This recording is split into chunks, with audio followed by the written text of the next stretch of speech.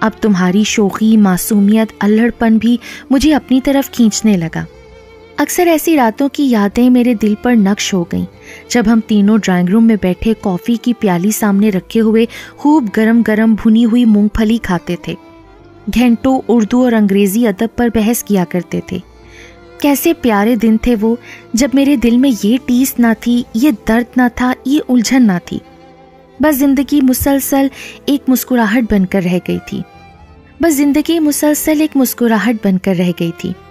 پھر ایک دن، اور وہ دن مجھے اچھی طرح یاد ہے کیونکہ اس دن کے بعد میں پہلا جیسا انسان نہ رہا۔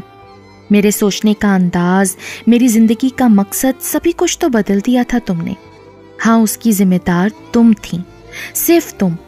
اس دن میں آفس سے واپس آ کر ابھی بیٹھا ہی تھا کہ اچانک ٹیلی فون کی گھنٹی نے چونکا دیا۔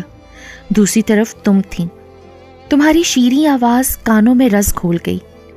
احمد، ذرا میرے ساتھ چلو گے؟ تم نے بغیر کسی تمہید، بغیر کسی ہچکچاہٹ کے کہا تھا۔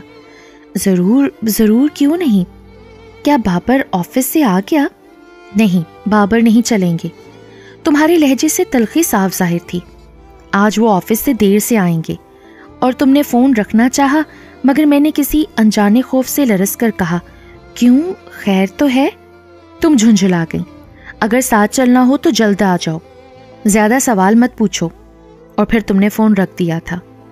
میں ایک عجیب ششو پنچ میں مبتلا جیسے تیسے کر کے تمہارے ہاں پہنچا اور یہی سوچتا رہا، الہی خیر ہو۔ تم اپنی کار کے پاس منتظر تھیں، تم نے میری طرف دیکھا بھی نہیں، بس چپکے سے کار کا اگلا دروازہ کھول دیا۔ ہم شہر کی بڑی بڑی عمارتیں پیچھے چھوڑتے ہوئے ساحل سمندر کی طرف بڑھ رہے تھے۔ میں جانتی ہوں احمد کہ تم حیران ہوگے کہ یہ آج مجھے کیا ہو گیا ہے، لیکن سچ جانو، میں بہت عرصے سے تم سے کچھ کہنا چاہ رہی ہوں۔ پتہ نہیں تم میرے بارے میں کیا سوچ رہے ہوگے، لیکن سچ کہتی ہوں، مجھے اپنی یہ زندگی بالکل پسند نہیں۔ بابر کے اور میرے خیالات میں زمین اور آسمان کا فرق ہے۔ وہ تنہائی اور سکوت کا شیدائی ہے اور مجھے ہنگاموں سے پیار ہے۔ ہماری کسی عادت، کسی بات میں یکسانیت نہیں۔ پلیز احمد، مجھے غلط نہ سمجھو، میں بظاہر تمہیں بہت خوش نظر آتی ہوں نا؟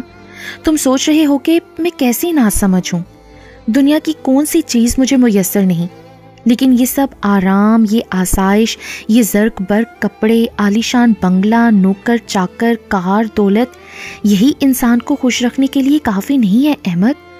یہ سب ہوتے ہوئے بھی اگر ذہن کو آسودگی اور سکون نہ ہو تو سب چیزوں کا رہنا نہ رہنا برابر ہے۔ تم ایک باوقار سنجیدگی کے ساتھ کہہ رہی تھی اور میں سکتے کے عالم میں بیٹھا تھا۔ مجھے اپنے کانوں پر یقین نہ آتا تھا۔ میں سوچ رہا تھا شاید تم مجھ سے مذاق کر رہی ہو اور ابھی کھلکھلا کر ہنس پڑو گی اور کہو گی، دیکھا، بن گئے نا بے وقوف۔